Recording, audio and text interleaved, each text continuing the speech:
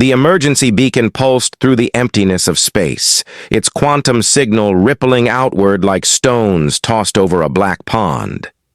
In the control hub of the Vidayan mining colony, Asteria 7, Governor Kira's crystalline form shimmered with uneasy patterns as she observed the holographic display. The Nexus Swarm's biomechanical vessels cloaked the stars above the colony, their chitinous hulls swallowing the dim light that managed to reach this far-flung sector. "Status!" she demanded, her translator rendering her melodic tones into standard galactic speech. Her security chief, Commander Vix, summoned a tactical overlay on the central screen. 3 Hive ships detected, Governor. Conservative projections estimate more than 2,000 drone craft. Our shield matrix remains at 60%, but their corrosive weaponry is evolving against our frequency defenses. Kira's crystalline glow faded slightly. The Vidayan Confederation had long boasted unmatched technology, their crystalline physiology offering direct interface with advanced systems. But the swarm was not like other foes. It evolved, it learned, and it consumed all without mercy. "The closest Confederation fleet?" she asked, though she already dreaded the answer. 4 days, even at full jump speed, Vix confirmed. "Evacuations are underway, but—" He paused. "We cannot get everyone out in time." The colony held over 50,000 souls. Evacuation ships could save maybe a tenth before the swarm broke through. Kira had heard the stories. No colony taken by the swarm had ever left behind survivors. Then, a junior comms officer suddenly stiffened, her crystalline form glowing with shock. "Governor, there's a response to our distress call. It's not Confederation." "Display it," Kira ordered. The screen shifted, revealing a text-only reply in Galactic Common. "Hold tight. Human warship en route. ETA 18 minutes. Confused murmurs spread. Humans were the galaxy's newcomers, barely a century into FTL travel. Their ships were outdated and clumsy by Confederation metrics. What could a lone human vessel hope to do against a full swarm fleet? They had their answer 16 minutes later. The UESS Defiant surged from quantum space like a predator breaching the surface. Its hull was pitch black, absorbing all light. Its structure sharp, angular, and dangerous. So unlike the graceful, crystalline Confederation vessels or the swarm's flowing organic designs. On its bridge, Captain Sarah Chen leaned forward in her command chair, eyes locked on the tactical data. At 43, she'd earned her rank through tactical genius and an unflinching drive to push the edge of both human tech and endurance. The Defiant was hers, prototype, and today, it's trial by fire. "Status?" she called out, voice steady despite the overwhelming odds. Her XO, Commander David Rivera, responded instantly. 3 Hive ships, about 2,300 drones, colony shields down to 48%. No civilian deaths yet, but time's running out. Chen nodded, mind already processing options. The Defiant was experimental, merging human instincts with AI systems like no other race had dared. Reckless, some said. She said vital. "All hands. Battle stations," she commanded. "Bring Airy online." Around the bridge, neural links flared as crew connected to the ship's cutting-edge AI. Not just machine nor purely organic. Their Airy was both. A fusion of mind and code, intuition and computation. "Colony Asteria 7, this is Captain Chen of the UESS Defiant," she broadcast. "We're engaging the enemy. Keep evacuating. We'll handle the rest." The reply came swiftly, Governor Kira's translated voice laced with doubt. "Captain, while we value your aid, a single ship cannot—" "Hope to watch us," Chen interrupted, allowing herself a small smile. "Weapons target the nearest high ship, show them how humans fight the Defiance." Quantum Drive hummed as it accelerated its revolutionary propulsion system, allowing it to move in ways that defied conventional physics, the ship's eye-targeting systems guide by human intuition through a calculated firing. Solutions, faster than any organic brain could process. The first shots caught the swarm. Completely by surprise, the Defiant's main gun fired. Projectiles accelerated to near light speed, each round carrying a payload of quantum-entangled particles. When they struck the high ship's organic hull, the particles destabilized its molecular structure. From the inside out, the mid-vessel began to break up apart, its drone ship suddenly operating with reduced efficiency as their connection to the hive mind weakened. But the swarm was nothing if not adaptive. The remaining ships quickly adjusted their formation, their organic weapons beginning to mutate in response to this new threat. They're adapting faster than simulated River-reported acid weapons, showing quantum properties, now shields holding, but they're learning our frequency. Chen's neural interface buzzed with tactical options as AIA processed combat data. In real-time, good, she said. Surprising her crew, let them adapt humanity's greatest strength. Isn't our technology, it's our ability to change the rules of the game. Execute pattern Delta 7. The Defiant's engines flared as it initiated a maneuver that would have torn any conventional ship apart. The quantum drive allowed it to briefly exist in multiple probable states at once, making it impossible for the swarm's targeting systems to get a lock-as. The ship phase shifted through space, its weapons struck from angles that should have been physically impossible. In the colony's command center, Governor Kilara watched in astonishment as a single human ship executed combat maneuvers that violated several laws of physics. Impossible, she whispered. Their technology shouldn't be capable of this. Commander Vic's crystalline form pulsed. With analytical patterns, they've merged multiple technological approaches we considered incompatible. The efficiency is remarkable. The battle continued to unfold with the Defiant dancing between swarms of hostile drones. Every time the swarm adapted to one tactic, the human ship switched to another. Conventional weapons gave way to electromagnetic pulses, then to targeted gravity distortions, then to weapon systems the Vidians couldn't even classify. But the swarm was vast, and even with its revolutionary systems, the Defiant couldn't be everywhere at once. As Chen pressed the attack against the second high ship, a group of drones broke through, heading for the colony's weakening shields. Captain Governor Korunk voice crackled through the Kamau. Shields cannot withstand much more if you cannot trust us, Chen interrupted, again her hands flying across her console as Aerie fed combat data directly into her mind. Humanity survived centuries of warfare by learning one crucial lesson. There's always a way, Toan. You just have to be willing to try the impossible. She opened a channel to hear. Engineering section. Lieutenant Kamar remembered that theoretical application of the quantum drive. We discussed. Theon, everyone said, would probably blow up the ship. Yes? Captain, came the response, excitement evident in the young engineer's voice. Ready to execute on your order.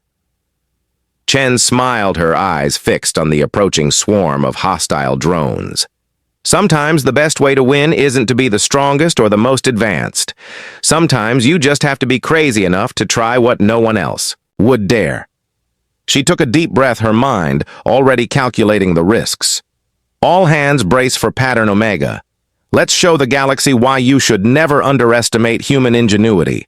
The battle for Asteria 7 was about to enter its final phase. And Captain Sarah Chin was about to demonstrate why humanity's greatest weapon had always been its ability to think outside the box, even if that meant breaking a few laws of physics in the process. Executing Pattern Omega. Captain Chen's words hung in there. For a fraction of a second before the UE's Defiant's quantum drive engaged, in a way it was never designed to operate. Instead of using the drive for propulsion, Lieutenant Kumar had reconfigured it to create a localized field of quantum uncertainty. Around the ship, a calculate probability waves for all drone vessels within range. Chen ordered her neural interface humming with data. Execute on my mark. The approaching swarm of hostile drones suddenly found themselves in a region of space where probability itself had become unreliable. Their biomechanical systems designed to adapt to conventional warfare couldn't cope with an environment where the laws of physics became mere suggestions in the colony's command center. Governor Kira's crystalline Form flickered with confusion as her sensors tried to make sense of what they were detecting. Impossible. They're using their quantum drive as a weapon. The energy requirements Alum should Mom Commander Vix interrupted his normally steady voice carrying an edge of wonder. The human ship is their using probability itself as a shield. The space around the Defiant had become a maelstrom of quantum possibilities. Drone ships found themselves occupying multiple states simultaneously, their organic processors, unable, to determine which reality was actual. Some simply ceased to exist as probability collapsed around them. Others fired weapons that struck their own vessels in timelines that suddenly became real. Warning, Air's calm voice echoed through the Defiance Bridge quantum field stability at 60% and declining. Drive containment will fail in approximately 4 minutes. Commander Rivera turned to his captain, sweat beading on his dark skin. We can't maintain this field for long. If the drive fails, we don't need long. Chin interrupted her, fingers dancing across her neural interface controls. We just need to change their pattern recognition enough to create an opening. Humanity didn't survive its own wars by being the strongest. We survived by being adaptable. The remaining high ships, recognizing the threat, began to adjust their attack patterns. Their organic technology started to evolve in real time, attempting to compensate for the quantum distortions. But that was exactly what Chen had been counting on. They're doing it, she said. A fear grins spreading across her face. All power to forward shields, Lieutenant Kumar. Prepared to drop the quantum field on my mark weapons. Target these coordinates the moment we stabilize the swarm. In its attempt to adapt to the quantum distortions, had reconfigured its biomechanical systems to operate in a probability fluid environment. But in doing so, it had made itself vulnerable to conventional attacks in ways its original configuration would have easily withstood. Now the quantum field collapsed, and the Defiant's main guns fired simultaneously. The accelerated rounds struck the modified drone ships, their now altered molecular structure unable to withstand the impact. Entire squadrons of hostile craft disintegrated, their adapted defenses worse than useless against old-fashioned kinetic weapons in the colony's command center. Commander Vic's analytical patterns pulsed rapidly. They forced the swarm to evolve in a specific direction, then exploited the adaptation itself as a weakness. This is not how advanced species wage war. Governor Killer watched the tactical display with growing fascination. No, it's not the humans. They think differently. They don't just use technology. They subvert it. They break it down and rebuild it in ways as creators never imagined. On the Defen Bridge, warning lights flashed as systems trained. Under the aftermath of the quantum field deployment, drive containment stabilizing, Kumar reported from engineering, but we won't be able to try that trick again. The crystalline matrix is showing signs of mycelial fractures we won't need to, Chen replied. Studying the tactical display, look at their formation. The Higgs ships are pulling back, trying to establish a new control pattern over their drones. They're not used to encountering something they can't simply overwhelm or adapt to. Rivera nodded, understanding. Dawning. On his face, they're used to fighting species that try to match them technologically, but we're not trying to match them exactly. Chen opened a channel to the colony.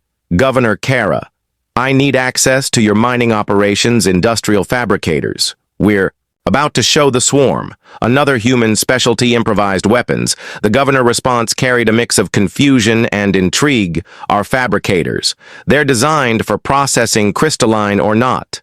Trust. Mi Chen interrupted, her mind already racing. With possibilities. Humanity spent centuries finding ways to turn everyday tools into weapons. Your mining equipment might not be meant for combat, but neither was our quantum drive. Sometimes, the best weapon is the one your enemy never expects you to use, as the Defiant moved to protect the colony's main fabrication facility. Chen shared her plan through the neural interface. Her crew's reactions ranged from disbelief to excited anticipation. It was crazy, dangerous, and probably violated several laws of physics. In other words, It was exactly the kind of plan that humanity had built its reputation on. The swarm was about to learn another crucial lesson about human warfare. Sometimes the most dangerous weapon isn't the one designed for battle, but the one reposed from something entirely different, and nobody in the galaxy was better at reposing technology than the species that had turned their own planets. Primitive tools into vehicles for crossing the stars begin fabrication sequence. Chen ordered, her eyes fixed on the regrouping swarm. Fleet, let's show them what happens when you push humans into a corner. We don't just fight back. We rewrite the rules of engagement. The battle for Mysteria 7 was entering a new Phase 1 that would demonstrate why humanity's greatest strength wasn't their technology or their weapons, but their ability to see possibilities where other species saw only limitations. The swarm was about to learn why cornering humans was always a dangerous proposition.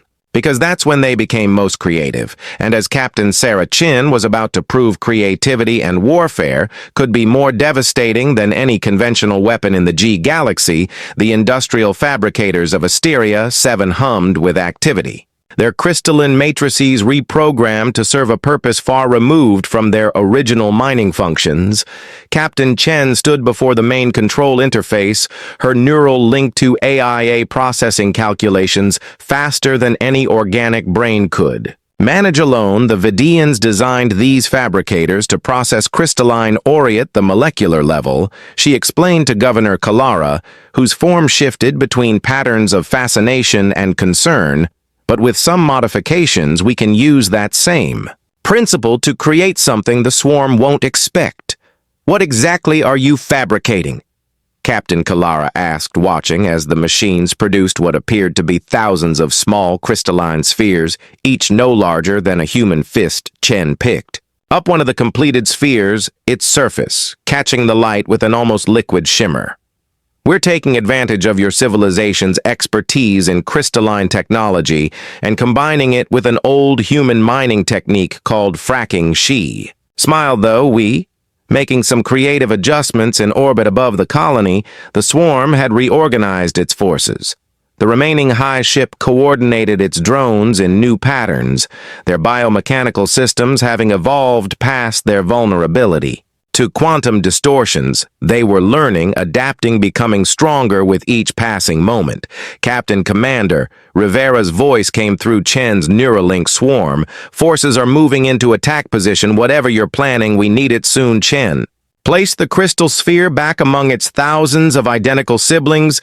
Begin deployment. Sequence Lieutenant Kumar status of the modified shield generators ready. Captain Kumar replied from the Defiance engineering section.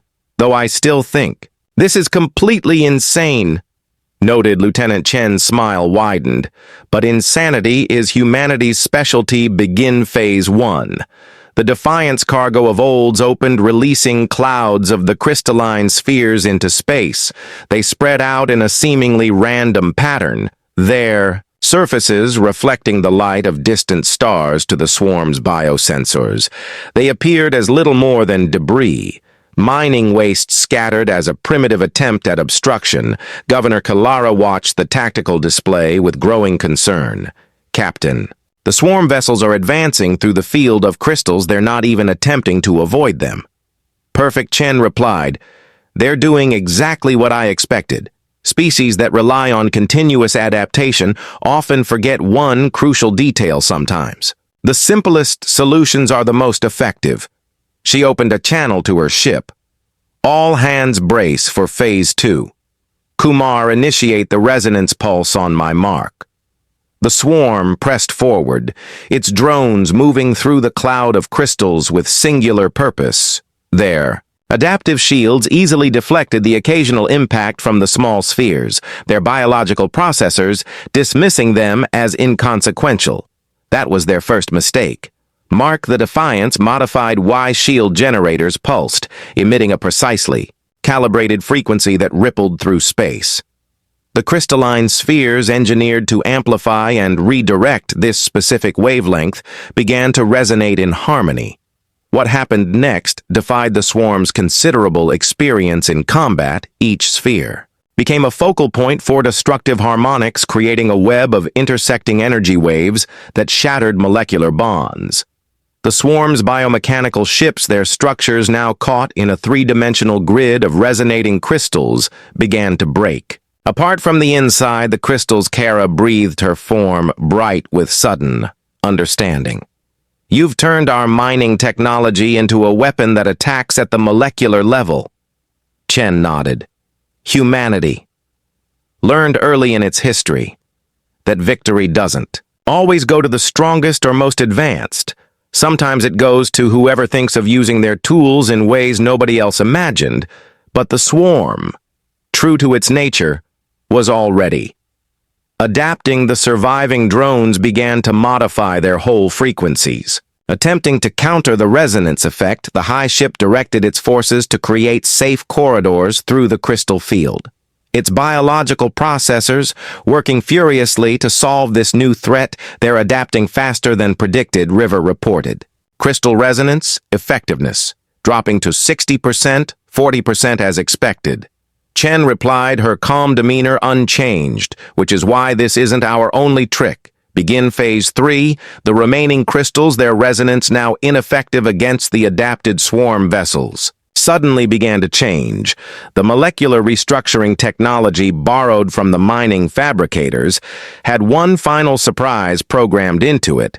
The crystals exploded not with conventional force, but with precisely calculated quantum cascades that rippled through space-time itself. Each detonation created a microscopic bubble of altered physics. Their effects multiply by the careful positioning of the crystal field. The swarm found itself caught in a web of localized reality distortion ships that had adapted to defend against molecular resonance, now faced zones where the fundamental forces of the universe behaved unpredictably. Gravity reversed, strong nuclear forces has weakened the very fabric of space, twisted in ways that their adaptive technology couldn't process fast enough. Fascinating, Commander Vix observed from the colony's command center. You used our mining technology not just as a weapon, but as a delivery system for localized physics manipulation. Humans have a saying, Chen replied, as she watched the swarm's formation break apart in confusion. Sometimes the best way to win isn't to be better at the game, it's to change the rules entirely.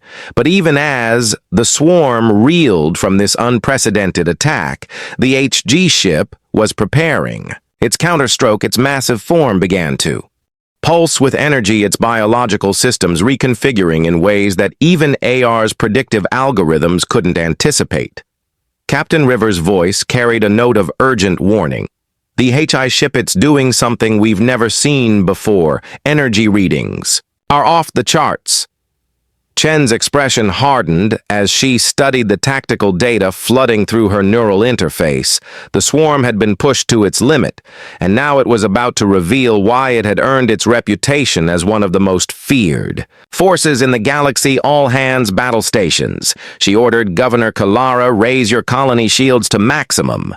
We're about to find out if humanity's creativity can match the swarm's desperation.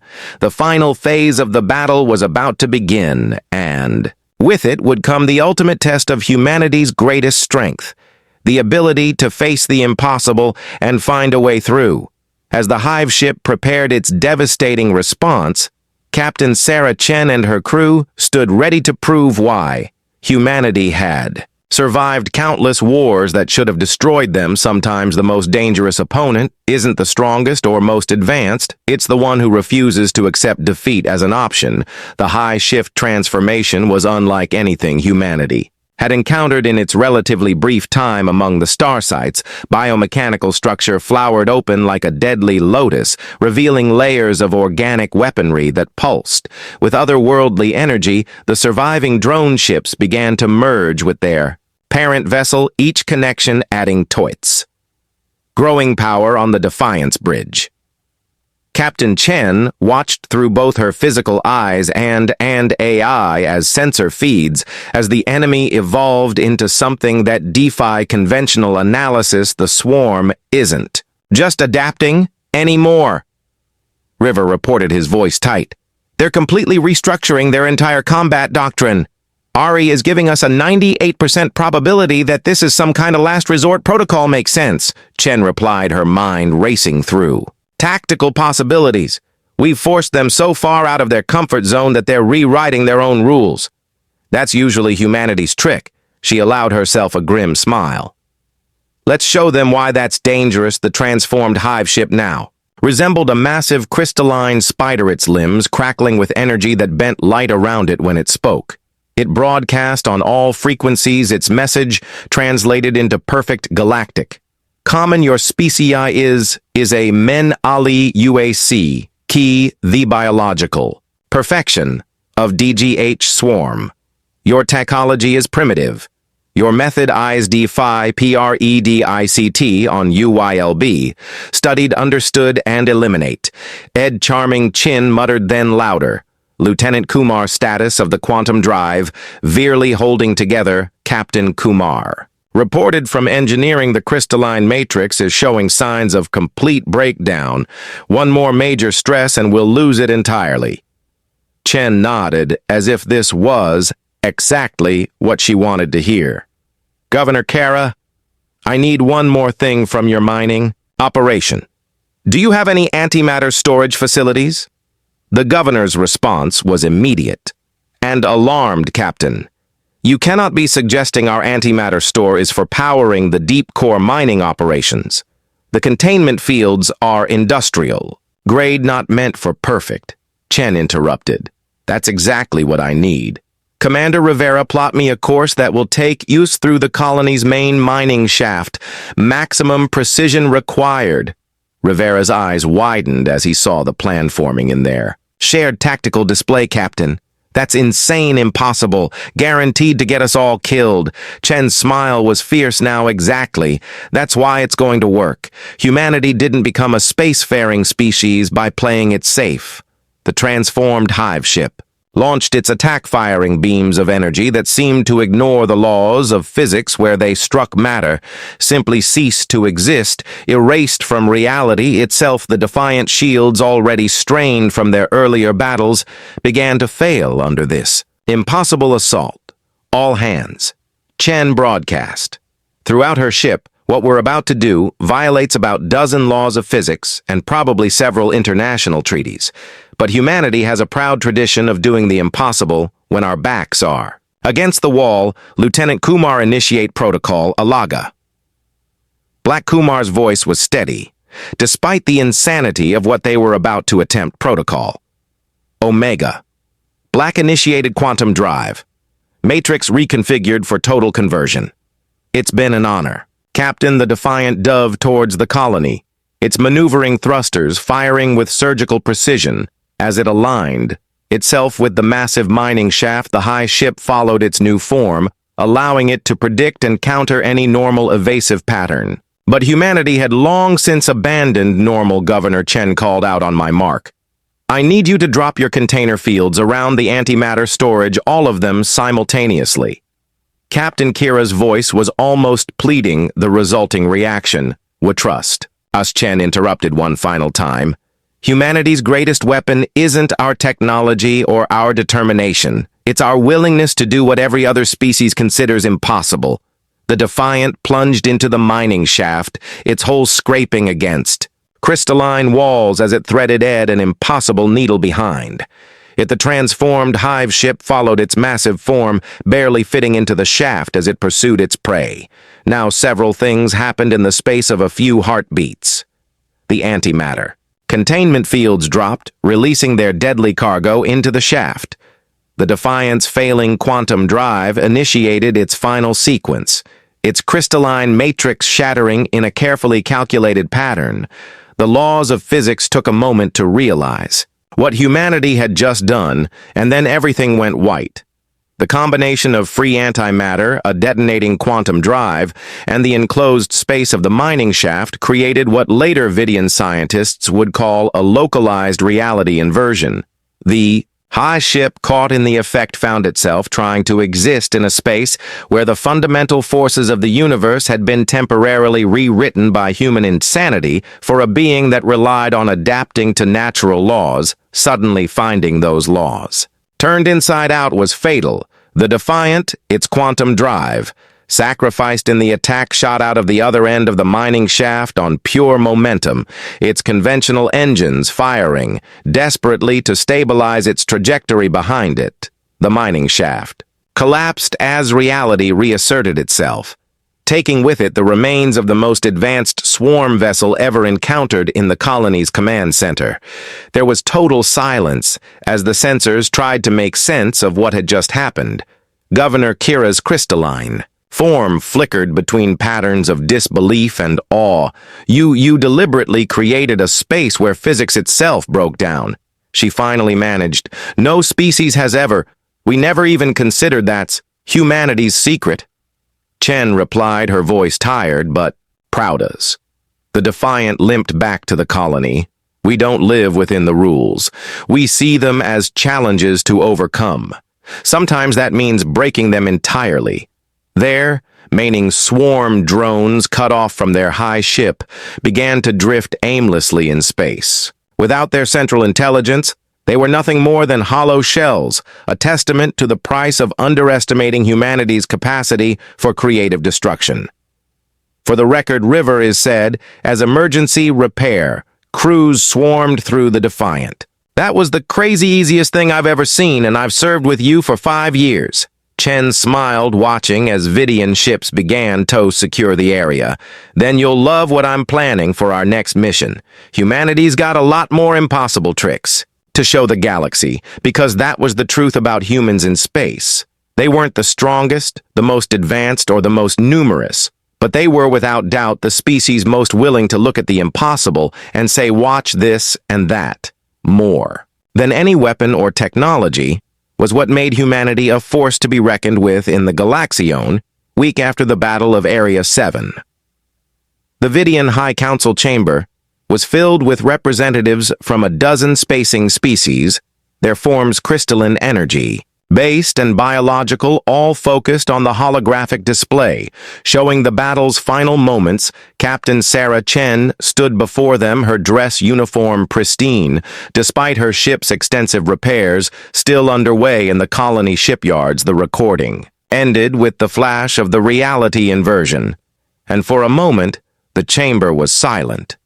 Then first, Speaker Lazara, her crystalline form radiating patterns of deep thought, addressed the assembly. For centuries we have viewed humanity as she paused, choosing, her words carefully technologically adolescent. Your ships were considered primitive, your methods unrefined, the Asteria. 7 incident has forced us to reconsider many assumptions. Chen stood at ease, her posture relaxed but alert. Humanity learned long ago that true advancement isn't just about creating new technology. It's about thinking differently about the technology. You have a quantum collective representative, their energy form flickering with analytical patterns, spoke next. You deliberately destroy your quantum drive to create a weapon. This violates 17 different safety protocols established by the Galactic Conqueror. With respect, Chen replied, a slight smile playing at her lips. Those protocols were written by species who view technology as something to be mastered and controlled. Humanity views it as something to be explored and reinvented. Sometimes that means breaking it to see what happens. Footage began playing of the Defiance, earlier battle maneuvers, the quantum probability field, the crystalline resonance weapon, the final desperate plunge into the mining shaft. Each display caused ripples of discussion among the assembled representatives. An Arcturian war. Philosopher, their biomechanical frame humming with interest, leaned forward. You turned mining equipment into weapons of mass destruction, created localized physics anomalies as tactical advantages, used probability itself as a shield. These are not the actions of a primitive species. No, Chen agreed. They're the actions of a species that spent its entire history learning to survive against overwhelming odds.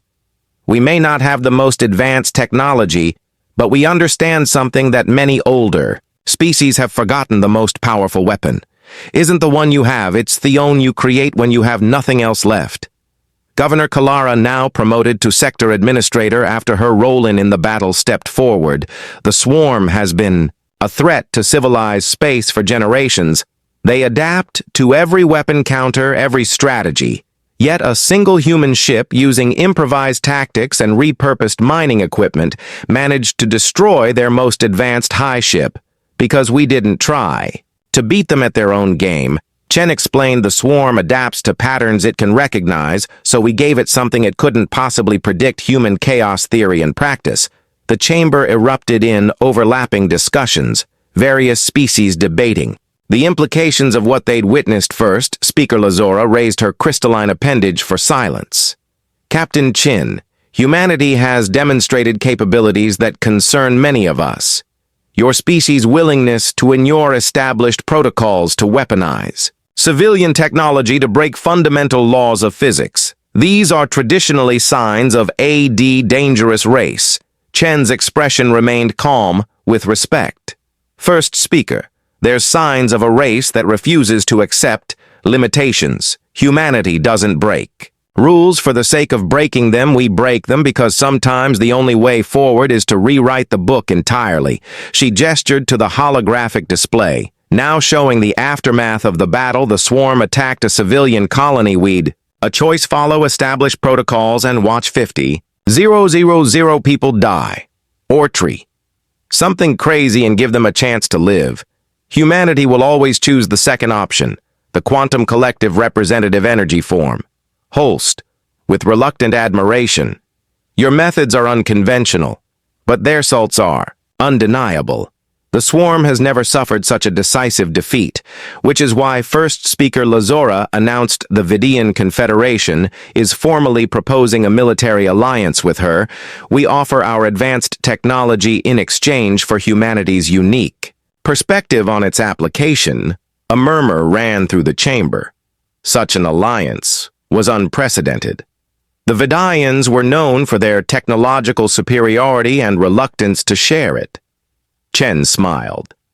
I think we'd be interested in that arrangement. Though I should warn you, once humans start getting creative with your technology, things might get a little unpredictable. We're counting on it.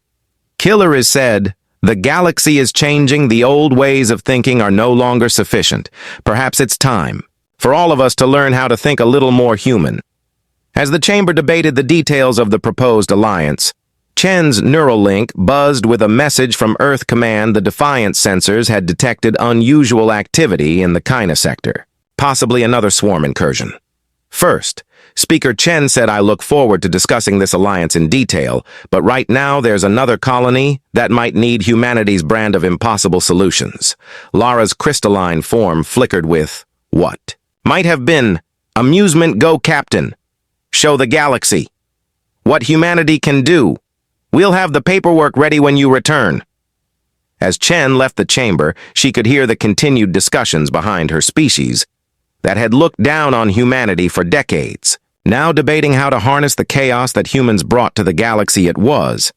She fought exactly the kind of impossible situation that humanity excelled at navigating, because that was the truth that the galaxy was finally beginning to understand. Humanity wasn't just another spacefaring species. They were the ones who looked at the impossible and saw opportunity. The ones who turned mining tools into weapons, civilian technology into military advantages, and certain defeat into improbable victory. They were human and they were just getting started.